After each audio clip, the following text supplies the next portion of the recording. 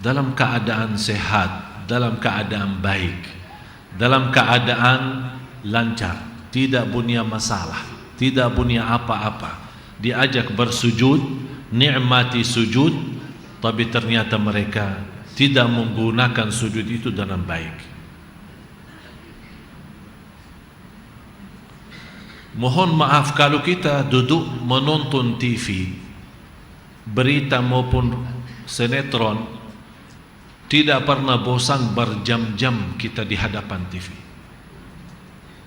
Tapi jujur saja, begitu saya di masjid melihat beberapa orang dari jamaah salat, sunnah qabliyah maupun ba'diyah, salatnya itu tidak melebihi 5 menit. Tidak melebihi 5 menit. Seolah-olah kita sudah bosan menghadapi Allah di waktu salat. Karena di saat kita salat menghadapi Allah Subhanahu wa taala, ini bersisnya gambar kita saat kita menghadapi Allah waktu salat, nanti akan juga hadapi Allah waktu hari kiamat. Tapi bedanya apa? Yang menikmati walaupun pandangan matanya di waktu salat melihat ke bawah, tambatnya sujud, bukan karena dia malu sama Allah, tapi karena dia mencintai Allah dan dia berdiri dengan rasa hormat, mengagungkan Allah. Oleh karena itu dia tidak mau pandangannya sibuk kanan kiri, hanya menghormati kehadiran Allah di hadapannya. Oleh karena itu sepanjang salat dia nikmati Allah lagi di hadapannya. Begitu dia sujud, yang namanya Fir'aun, faqala ana rabbukumul a'la, aku Rabb kalian yang paling tinggi. Ini kata siapa? Fir'aun. Tapi coba bayangkan apa kata Allah kepada Nabi Musa dan Harun. Ini padahal kejahatan Fir'aun luar biasa. Faqala ana rabbukumul a'la, sebagaimana penjelasannya di suratul Nazi'at. Aku Rabbmu yang tertinggi, kata Fir'aun kepada kaumnya. Allah mengutuskan Nabi Musa dan Nabi Harun. Nabi Musa dan Nabi Harun, katakan kepada Fir'aun dengan kata-kata yang lembut dan halus, supaya dia sadar dan ingat. Padahal perkataannya Fir'aun menjadi bukan dosa besar lagi, dosa besar yang tertinggi. Tidak pernah di dunia ini, di bumi, ada seorang yang berani berkata ana rabbukumul a'la, saya Rabb kalian yang tertinggi. Hanya Fir'aun. Iblis, yang namanya Iblis, tidak pernah berkata seperti itu. Malah Iblis sendiri waktu Allah mengusirkan dari rahmatnya, apa dia bilang? Fabi'izzatika, dia kembalikan dengan agunganmu ya Allah. Dia sendiri Iblis berkata begitu, saya akan goda anak Adam. Masih dia berkata agunganmu ya Allah. Fabi'izzatika, dengan kemuliaan dan keagunganmu ya Allah, bagimu ya Allah. Tapi Fir'aun, ana rabbukumul a'la. Tapi coba lihat kebesaran sayangnya Allah, mengutuskan Nabi Musa dan Harun, katakan faqula lahu qawlan layyinan la'allahu yatadhakkaru aw yakhsha, berkatalah dengan kata yang lembut, barangkali Allah dengan kelembutan kata Nabi Musa dan dakwahnya, Allah buka hati Fir'aun itu. Padahal Bapak Ibu yang luar biasa, Allah Maha tahu di dalam takdirnya Fir'aun tidak akan beriman. Tapi kenapa Allah menyuruh Nabi Musa dan Harun membalas kata Rabbukumul A'la dengan kata yang lembut? Ini menjadi pelajaran bagi kita. Apalagi Allah bagi orang muslim, bagi orang mukmin yang selalu dalam sujud, dia berkata Subhana Rabbiyal A'la, bukan sebagaimana kata Fir'aun ana rabbukumul a'la. Malah terbalik, kita membesarkan maha suci engkau ya Allah yang maha tinggi.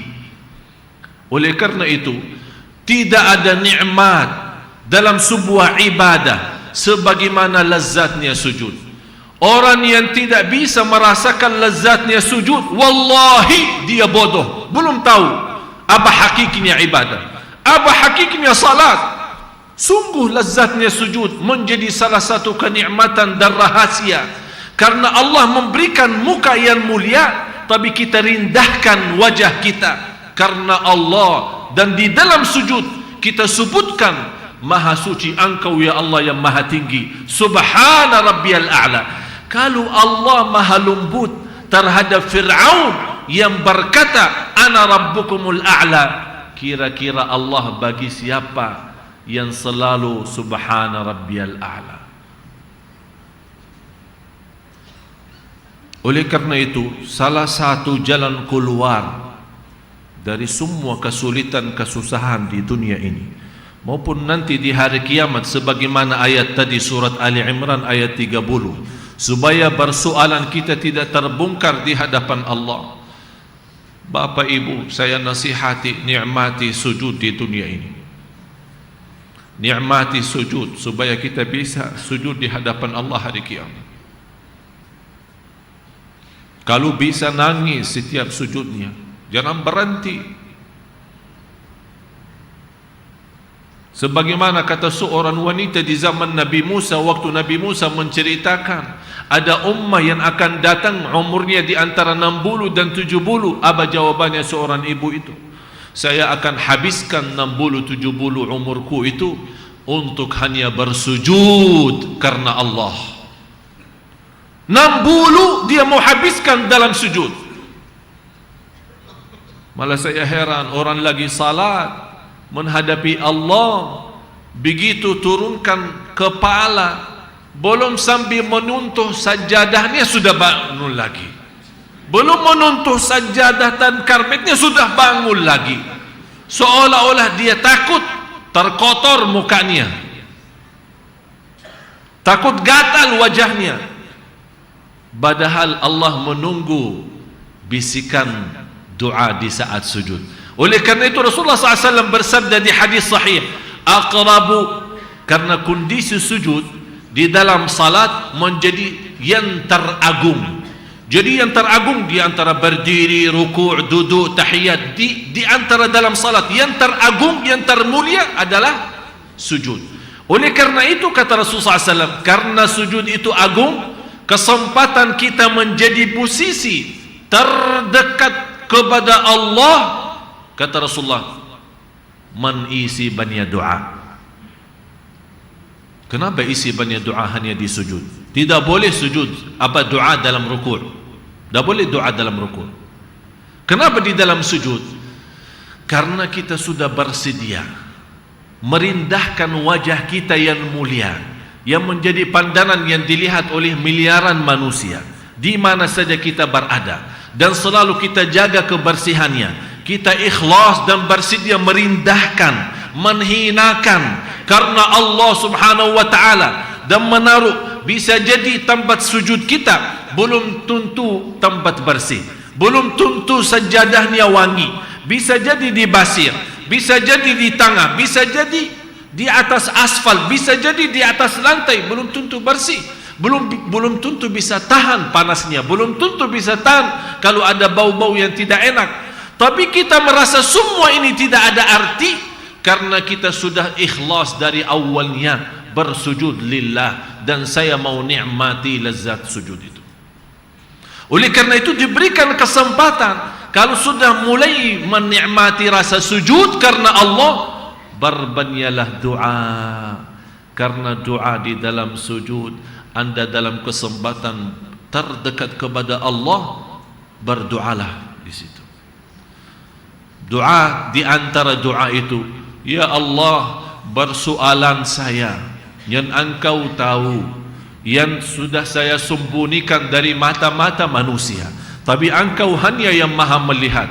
Ya Allah, maafkan, jangan sampai persoalan itu terbongkar nanti di hari kemudian. Minta Allah menutupi ini dalam sujud, supaya kita tidak mengangkat kepala dari sujud. Oleh karena itu hikmahnya 2 kali sujud.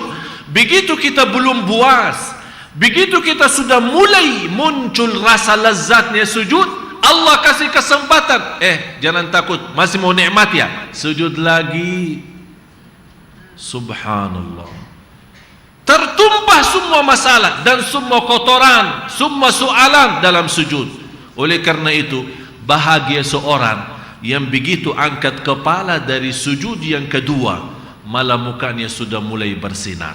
Cuba lihat rakaat yang kedua bagaimana. Sungguh nikmat. Kalau dibayarkan dunia dan segala isinya, dia tidak mau balas salatnya itu, tidak mau lepas, karena dia sudah nikmat. Ini baru rakaat pertama. Apalagi Bapak Ibu, kalau sujud itu di malam hari, semua orang tidur, Anda bangun, salat, berbanjan sujud. Bisa jadi baca saat berdiri qulhu, bisa jadi baca wasyamsi wa duhaha, atau ayat-ayat pendek yang lain. Tapi saya mohon, kalau Anda sudah di dalam sujud, jangan kuburu, karena Anda lagi dalam terdekat kepada Allah. Mohon rasakan itu.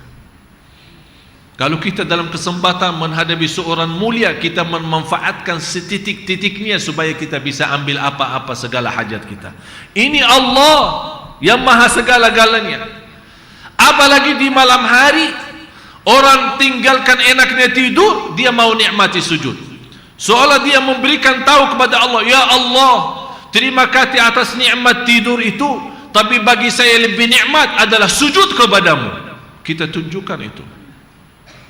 Sungguh jamaah sekalian, yang istiqamah sujud malam hari luar biasa.